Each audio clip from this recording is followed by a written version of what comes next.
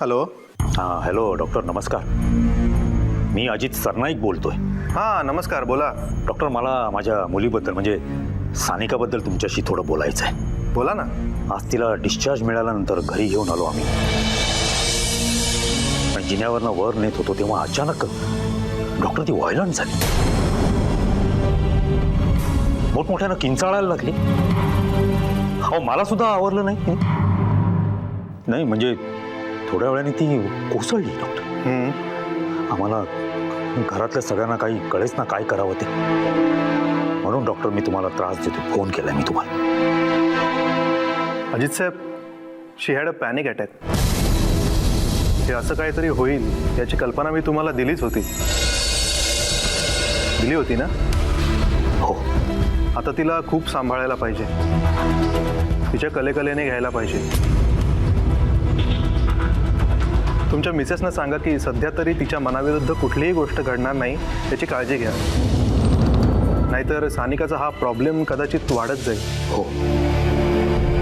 तुम्ही या बाबतीत तुमच्या मिसेसना काही कल्पना दिली आहे का? हां नाही. मग लवकरात लवकर त्यांना विश्वासात घ्या, सगळं सांगून टाका त्यांना, म्हणजे ते घाबरणार नाहीत आणि योग्य त्या प्रिकॉशन्स सुद्धा घेतील. ओके, ठीक आहे डॉक्टर. आणि लक्षात ठेवा, सानिकाच्या मनावर कुठल्याही प्रकारचा ताण पडता कामा नये. बाकी मी दिलेली औषधं रेग्युलरली देत जा. हो. आणि पुढच्या महिन्यात तिला चेकअपसाठी घेऊन या. Okay? Yes doctor. Thank you doctor, thank you very much. Okay.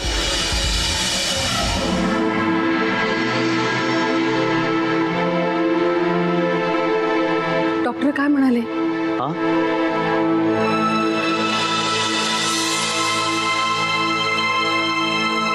काय म्हणाले डॉक्टर, सांगा ना. नाही काही नाही. म्हणाले की काळजीचं काहीच कारण नाही. सानिका जिन्यावरनं पडल्यामुळे आता कदाचित तिला जिन्याची भीती वाटत असावी आणि आत्ताच तिला अपघात झालाय, त्यामुळे तिला तो त्रास होत असेल. काही घाबरण्याचं कारण नाही म्हणाले. जसजशी ती मोठी होत जाईल तशी ती विसरत जाईल हे सगळं. म्हणाले काळजी करू नका, अजिबात काळजी करू नका असं म्हणाले. खरंच सांगते ना?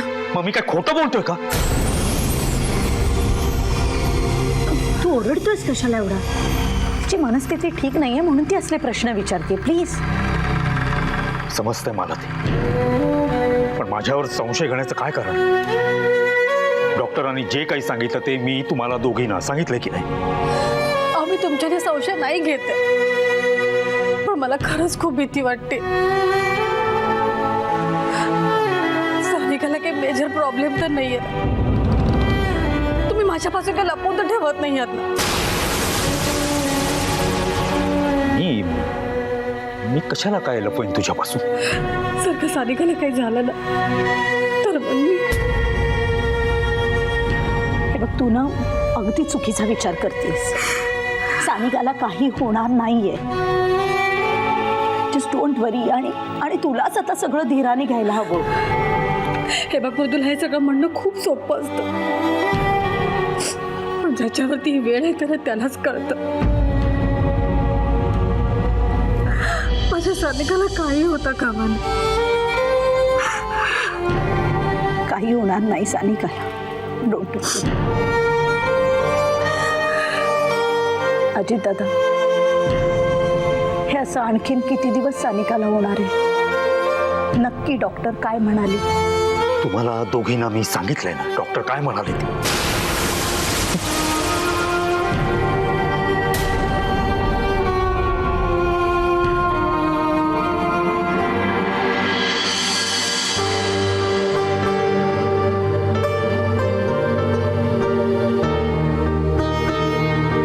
सानिका,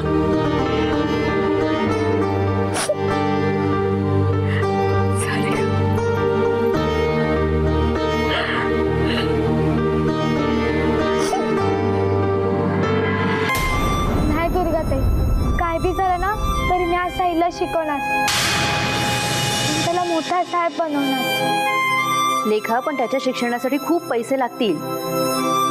पैसे जास्त मिळवायचे असेल ना तर ज्ञान लागतं आणि ज्ञान मिळवण्यासाठी सुद्धा पैसेच लागतात, कळलं? मग ना उरलेल्या वेळात दुसरीकडे नोकरी करेन आणि जास्त पैसे कमवेन. रेखा, त्यापेक्षा आपल्या कारखान्यामध्ये डबल शिफ्ट का नाही करत तू? तिथे डबल शिफ्ट मध्ये काम करणार तर तिथलं काम घरी घेऊन ये. चालेल. ताई, तुम्ही बोलाल मोहन शेठची? का तुझं तोंड कोणी शिवलंय? नाही, तसं नाही, पण ते माझं ऐकतील का? ते तू त्यांना सांगितल्याशिवाय कसं कळेल तुला? चालेल दुर्गाताई, माझी तयारी आहे. साहिलला शिकवण्यासाठी मी किती बियाण काही काम करायला तयार आहे. लेखा, साहिलच्या शिक्षणासाठी मी तुला पैसे नाही देऊ शकत, पण तुला काम मात्र नक्की मिळवून देऊ शकते.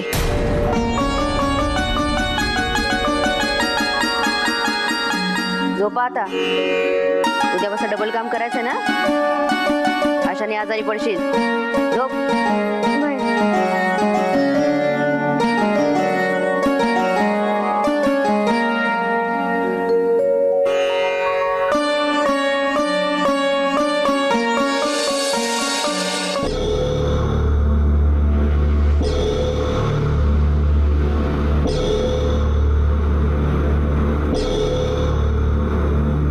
आज जे घडलं ते कधी ना कधी पुन्हा घडणारच आहे,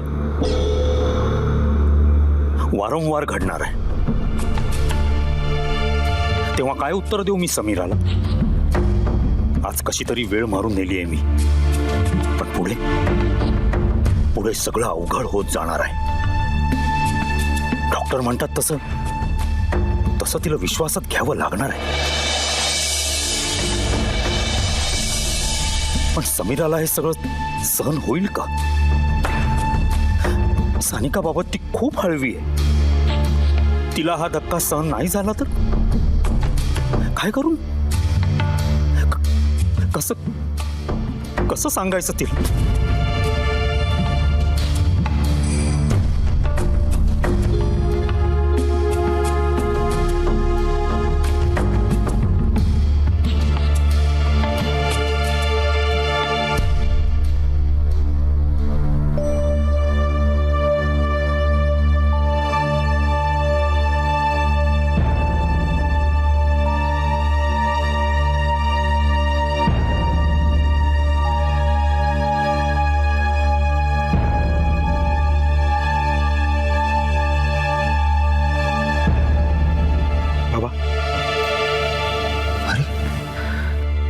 वरुण, तू कधी आलास? आत्ताच आलो मी बाबा. आणि श्याम काकांकडनं मला सानिकाबद्दल कळलं. बरं, कशी आता तिची तब्येत? बरी आहे, म्हणजे झोपलेलीच आहे ती आता.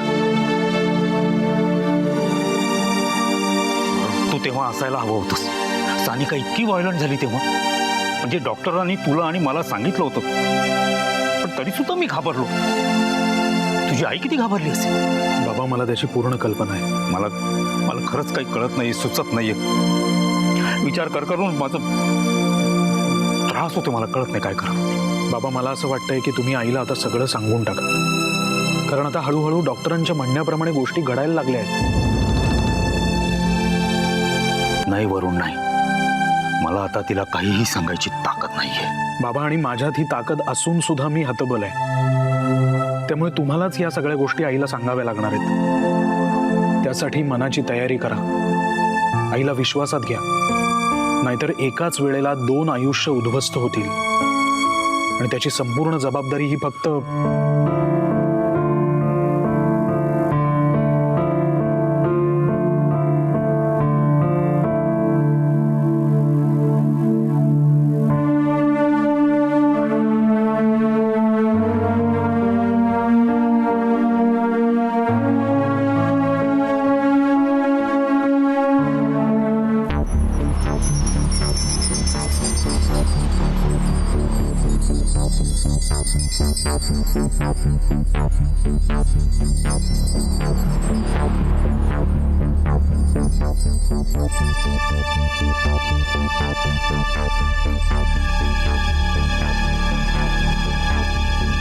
काय झालं? काय इतक्या घाईनं बोलावून घेतलं? तसंच महत्वाचं काम होतं. म्हणजे काय ताई, तुमच्या कानावर घालावं का नाही याचा एक कालवा चालला तर मनात. पण म्हटलं आपली वाट एकच आहे तर तुम्हाला गोष्टी कळलेल्या बऱ्या. कशाबद्दल बोलताय? आता दादासाहेबांनी आम्हाला बोलवून घेतलं ते हे तर माहितच आहे तुम्हाला. हा, मग चंद्री आणि साहिलचं आपण काय काय केलं हे समज कळलंय दादासाहेबांनी. काय? अहो दादासाहेबांनी बोलवून धमक्या दिल्या आम्हाला. म्हटले चंद्रीच्या माग लागला तर ह्याव करीन त्याव करीन. नाही, मुद्दा असा की आता कुठल्या बी क्षणी तुम्हाला बोलवतील ती. या मागे नक्की उदयचा हात आहे. आम्हाला बी तसंच वाटलं म्हणून आम्ही त्याला जा विचारायला गेलो. पण तिथं त्याने जे काही सांगितलं त्याच्यावरनं असं वाटतंय का हे उदयचं काम नाही, दुसऱ्याच कोणाचं तरी आहे. मग आता काय करायचं? साहिलचा नाद सोडून द्यायचा आणि स्वतःच्या हाताने स्वतःच्या गळ्यात फास घालून घ्यायचा? अहो असं कुठं म्हटलंय मी? असं बी ती पोरं आता गायब आहेत. त्यांचा जर काही तपास लागला तरच खराय. ती जर आपल्याला गावली तर आपण वाचू. पण आता जे काय करायचं ते लई अक्कल हुशारीनं. नाहीतर असं व्हायचं आपण त्या पोरांच्या मागावर आणि दादांची नजर आपल्यावर. सगळा नुसता घोळ होऊन बसलाय. घोळ तर आहेच. पण मायाताई, आता यो घोळ आपणच निस्तरायला पाहिजे.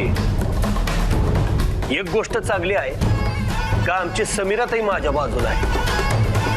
म्हणजे दादासाहेबांच्या घरात जे जे काही घडते ते रोजच्या रोज आपल्याला कळत राहील. समीराताई तर असं बी म्हटली का काही दिवस तुम्ही काहीच करू नका. म्हणजे दादासाहेब आता स्वतःच त्या पोरांना शोधतात. एका अर्थी आपलं काम दादासाहेबच करतात.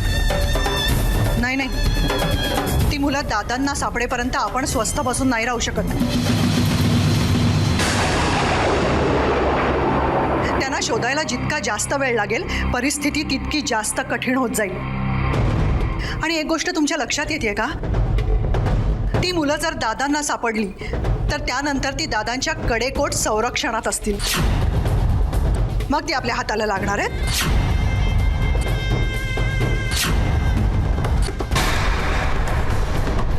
मायला आमचं तर डोसकच भेरमाटलं की आता. दादांची टक्कर घ्यायची असेल तर आपल्याला खूप विचार करून आपली चाल खेळावी लागेल. नाहीतर त्यांनी कुठले फासे टाकलेत हे त्यांनी डाव जिंकल्यानंतरच आपल्याला कळेल.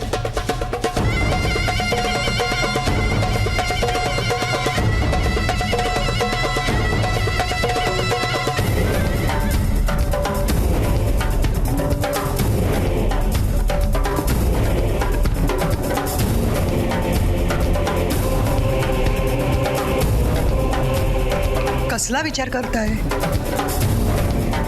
मायला मायाताई, तुम्ही आता जे काही बोलला त्याच्यावर एक वेगळीच शंका आली मनात. कसली? आपल्याकडनं त्या पोरासनी धोका आहे हे दादासाहेबांनी कळले आणि त्यामुळंच दादानीच त्या पोराला गायब केलं असलं तर.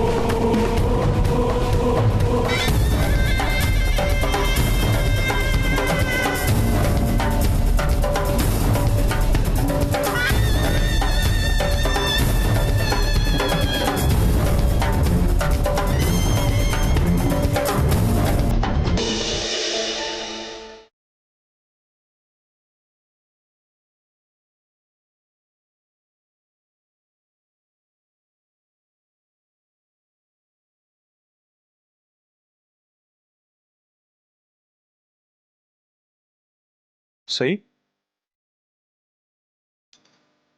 काय ग? काय झालंय? काय नाही.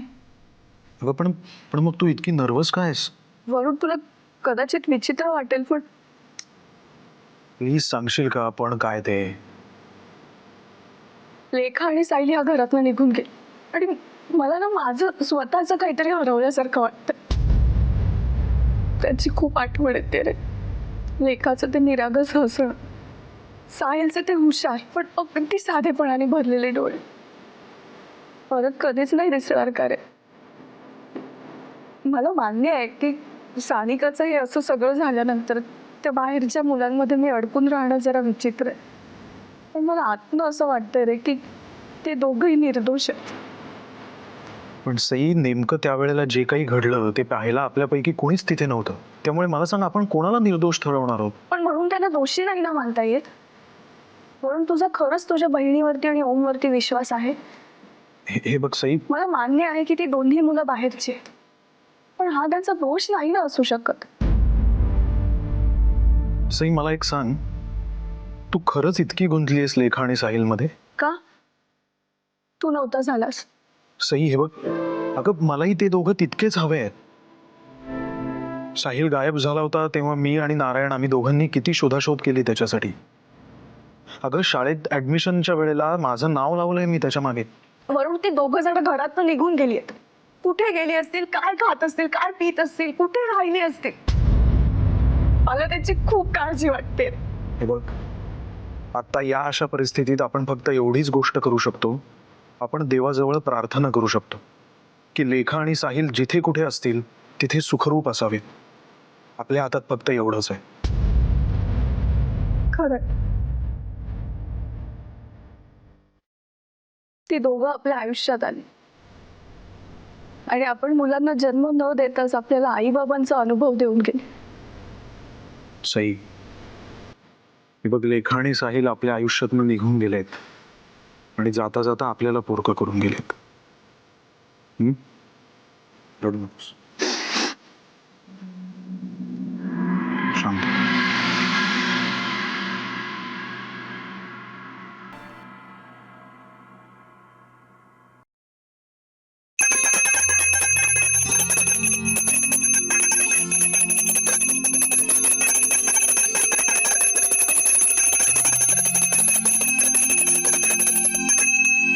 साहिल उठ उठ. लोळत पडाल, तुझ्या बापाचं घर नाहीये हे. उठला का? सकाळ झाली तरी कसलं लोळत पडतोस? उठ. उठतोस का? झपाटा बोलूया ताई. उठ, चल उठ. बस झालं लोळणं. उठा उठा उठा. उठला? सकाळ झाली तरी कसलं लोळतोस रे? तुझी बहीण बघ सकाळी उठून गेली कामावर आणि तू लोळत पड घोड्यासारखा. आलं लेखताई कामावर गेली, हो. मग तिने मला का नाही उठवलं?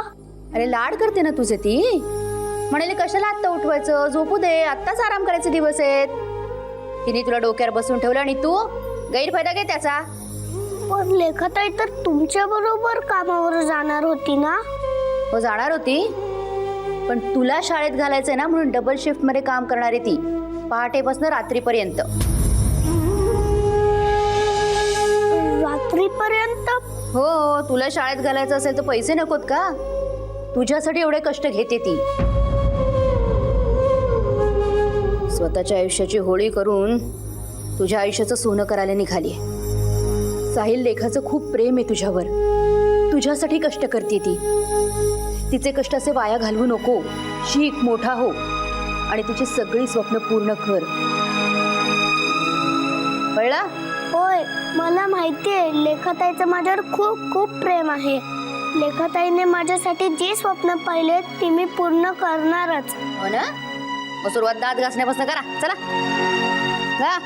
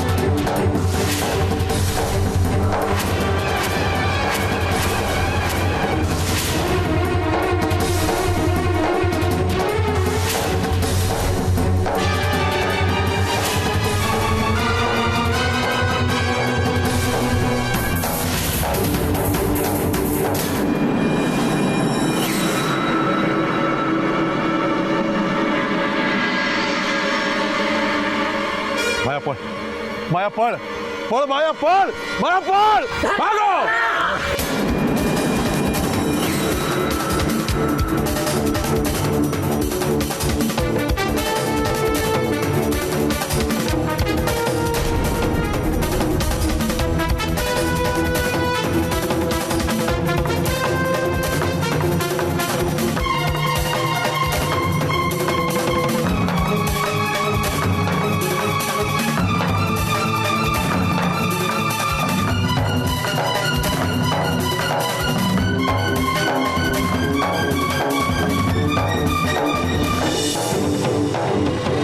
माया लवकर पळ, इकडे ये, इकडे ये, इकडे हे झाडाच्या मागे लप, इथे लप, इथे लप तू, मी जातो, तू लप इथे. ही बघ, जाऊ दे तिला, चल त्याला पकड.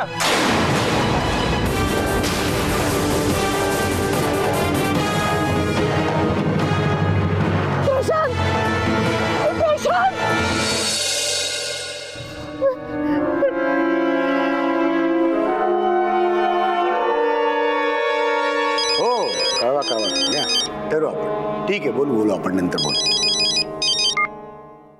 Hello hello Uday. हॅलो. उदय उदय मी माया बोलते. हॅलो, बोल माया, तू रडतेस का? उदय, मी आणि प्रशांत रस्त्याने चाललो होतो. अचानक आमच्या मागे काही गुंड लागले. 4-5 जण होते. ते प्रशांतला मारायला त्याच्या मागे गेले. त्यांना वाचवा उदय, त्यांना वाचवा, प्रशांतला वाचवा please Uday. Hello. Hello Uday. Hello, तुम्ही ऐकताय ना उदय? हॅलो, तू काय बोलतेस मला ऐकायला येत नाहीये. Uday please. Hello hello Uday. Hello.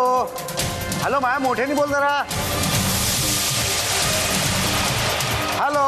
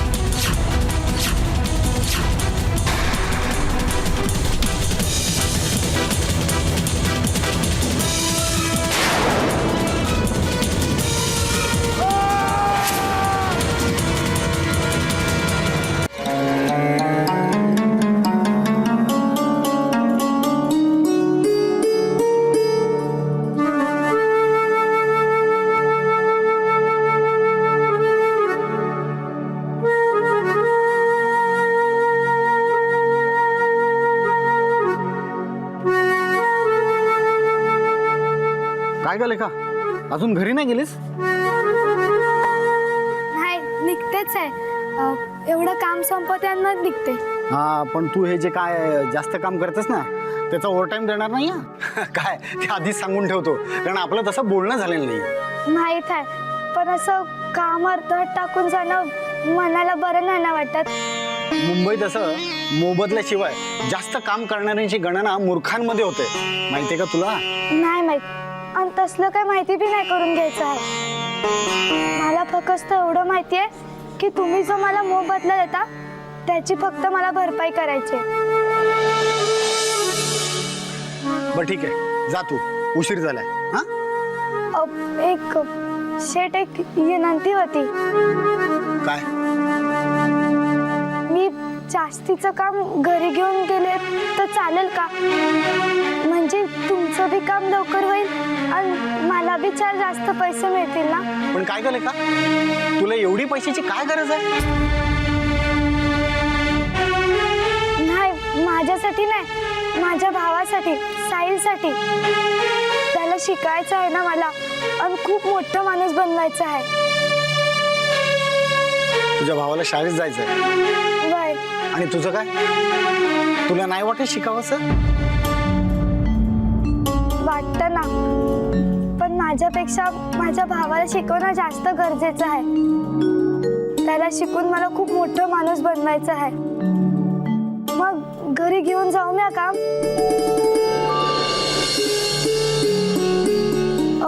नाही, तुम्हाला आवडत नसेल तर मग राहू द्या. नाही ग, तसं नाही लेका. तू तुझ्या भावासाठी इतकं करतेस याचं कौतुक वाटतं मला. ते काम घेऊन तू घरी जा. पण काय झालं का, हे काच बटण्याचं काम करून तुला कितीशे पैसे मिळणार आहेत? हा, अगं मुंबईत शिक्षण किती महाग आहे याची कल्पना आहे का तुला? अगं तू हे रोज जे काय कमवतेस ना त्यातून म्युन्सिपाल्टीच्या शाळेचा खर्च सुद्धा तुला परवडायचा नाही.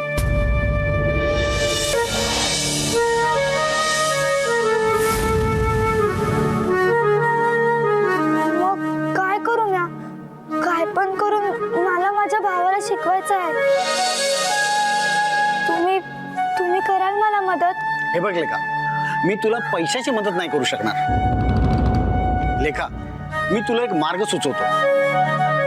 तू इथलं सगळं काम आत्मसात करून घे, शिकून घे. हा, त्यात तू एक्सपर्ट हो, म्हणजे तुला जास्त पैसे मिळतील.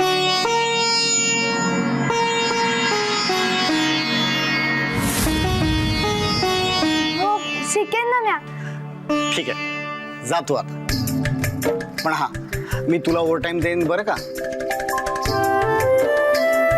लवकर लवकर इथलं काम शिकायचं, कामात दिरंगाई करायची नाही.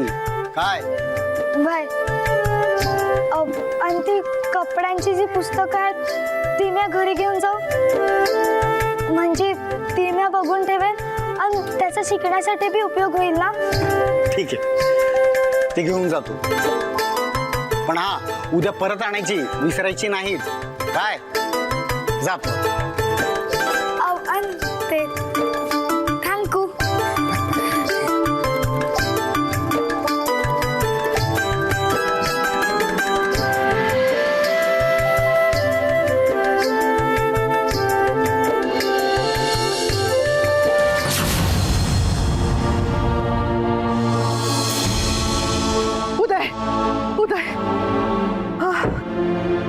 माया, अगं माया, काय झालं? अगं मगाशी तू फोन केलास तेव्हा मला काही ऐकायला येत नव्हतं. मी तुला परत फोन करतो तर तुझा फोन लागत नव्हता. काय झालं मला सांगशील का जरा? प्रशांत ना. प्रशांत काय? तू जरा शांत आणि सांग बघू मला नीट सगळं. मी आणि प्रशांत रस्त्याने चाललो होतो. बरं. तेव्हा आमच्या मागे काही गुंड लागले. 3-4 होते. त्यांच्या हातात हत्यार होती. प्रशांत कसे बसे पुढे पळाले, पण गुंडांनी त्यांचा पाठलाग केला आणि प्रशांत अजूनही परत आले नाहीये. काय सांगतेस काय तू? प्रशांतच्या मागे गुंड लागले होते आणि त्यांचा काही कॉन्टॅक्टही होत नाहीये. कुठे? प्लीज प्लीज मला मदत करा, प्लीज. नाही, हे सगळं ना धक्कादायक आहे. प्रशांत माझा माणूस आहे हे सगळ्यांना माहिती आहे. असं असताना प्रशांतच्या मागे गुंड लावतोच कोण? अगं हे तर दादांना आव्हान देण्यासारखं आहे. मला खूप भीती वाटते उदय. मी काय करू काही सुचत नाहीये मला. प्लीज काहीतरी करा.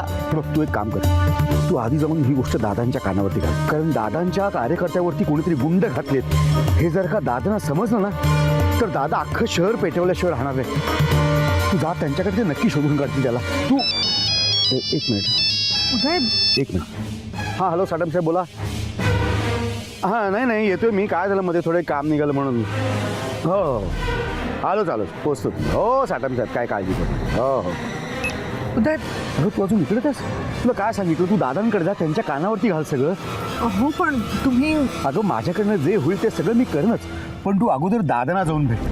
मला जर एका महत्त्वाच्या कामाला जायचं, ते करतो आणि मग आपण आणि मग तिकडे काय झालं ना ते मला फोन करून सगळं कळ. मग बघू आपण काय करायचं ते.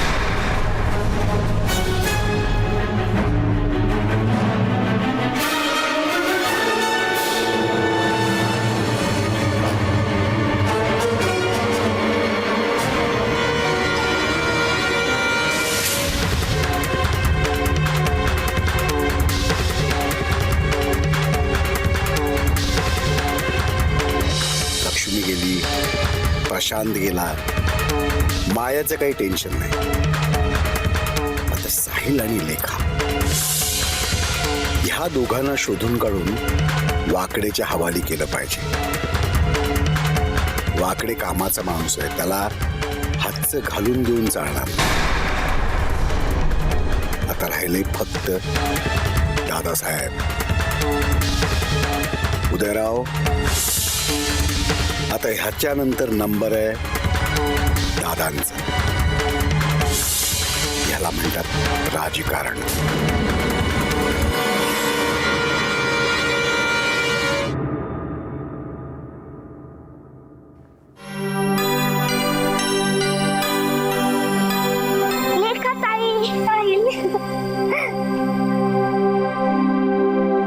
कामावरून आले ती, परदेशातून नाही मिठ्या मारायला.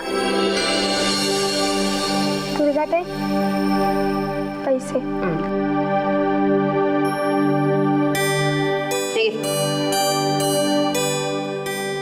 नंतर तुला एक डबा देते, त्याच्यामध्ये साठवून ठेव. उगाच भलतीकडे खर्च करू नको. बाय. आणि जा हातपाय धुवून ये. जेवणाचं बघते मी. तो सुद्धा जेवलेला नाही, वाट बघतोय तुझी. आणि तुम्ही? मी? अगं तुम्ही दोघं आहात ना डोक्यावर माझ्या. तुम्हाला जेवायला घातल्याशिवाय मी जेवले तर लोक शेण नाही घालणार माझ्या तोंडात. जा आवरीने जा.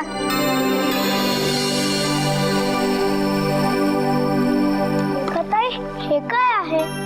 हे होय, हे कपडे आहेत. इतके कपडे? कारखान्यातनं काम करण्यासाठी आणले आहेत. म्हणजे आता तू रात्रभर काम करणार? काम तर मला करावंच लागणार ना साहेब. तुझ्या शिक्षणासाठी मला पैसे गोळा करायचे आहेत ना. तुझे आपल्या राहण्यासाठी खाण्यासाठी पैसे नकोत का? मी जर काम नाही केलं तर मग तू शाळेत कसा जाणार? म्हणून आजपासून मी घरी पण काम करणार आहे. मग तू झोपणार कधी? तू शिकून जेव्हा मोठा साहेब होशील ना तेव्हा मग फक्त आराम करणार. पण लेखाताई तू दिवस रात्र काम करत राहशील तर आजारी पडशील. नाही पडणार. आणि समजा आजारी पडले ना तर तू घेशील ना माझी काळजी? घेशील ना मग माझी काळजी? हो घेईन की.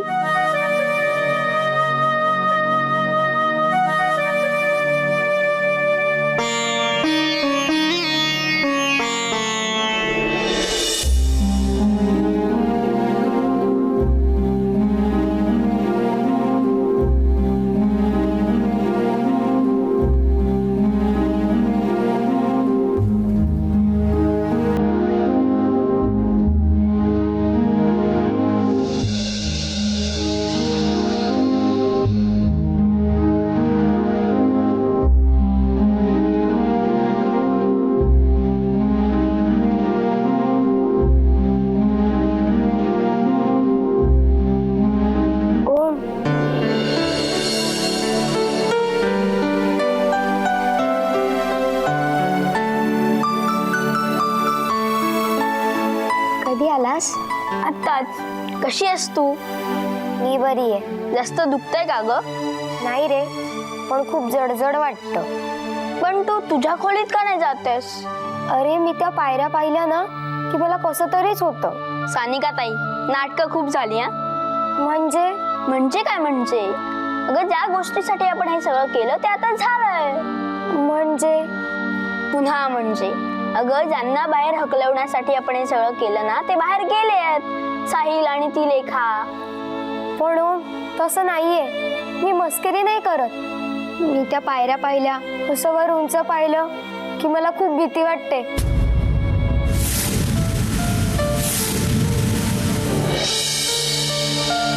डोकं गरगरतं. काय सांगतेस? हो खरंच, मला उंचीची खूप भीती वाटायला लागली.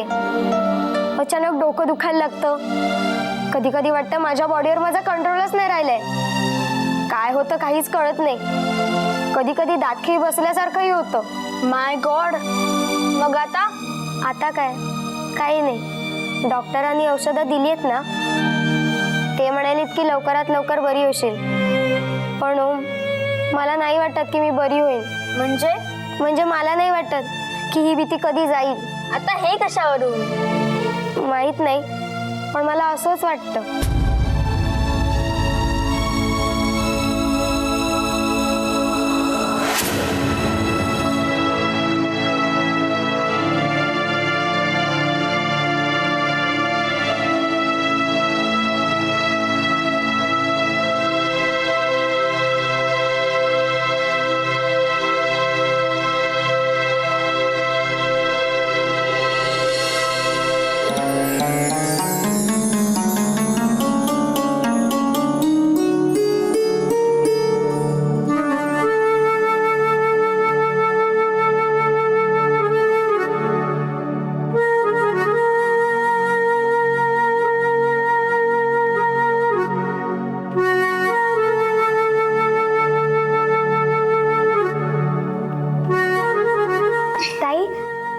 लई छान आहे ते चित्र.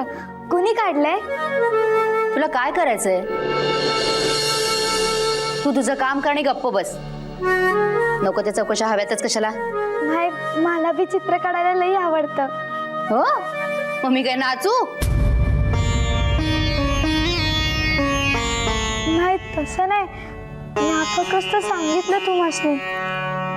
लेखा, सांगून काहीही होत नाही आणि आवड असूनही काही उपयोग नाही. त्यासाठी ना हे यावं लागतं आणि त्यातलं कळावंही लागतं. हे डिझाईन करणं तेवढी सोपं नाहीये. त्यासाठी अक्कल आणि चित्रकला दोन्ही गोष्टी लागतात. ताई, माझी लेखताई पण सॉलिड चित्र काढते. तिची चित्रकला खूप चांगली आहे. तिने आमच्या घरातल्या अख्ख्या फॅमिलीचं चित्र काढलं होतं. मी, बाबा, आई, मनोरमा मावशी आणि साहिल.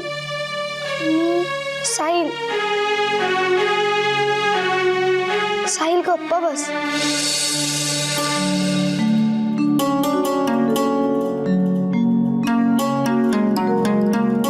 साहिल, तुझ्या ताईची चित्रकला असेलही चांगली, पण ही चित्र काढायला मोठी डिग्री लागते आणि ती डिग्री मिळवायला पैसे लागतात. आणि एवढे पैसे तुझी ताई आणणार आहे कुठनं?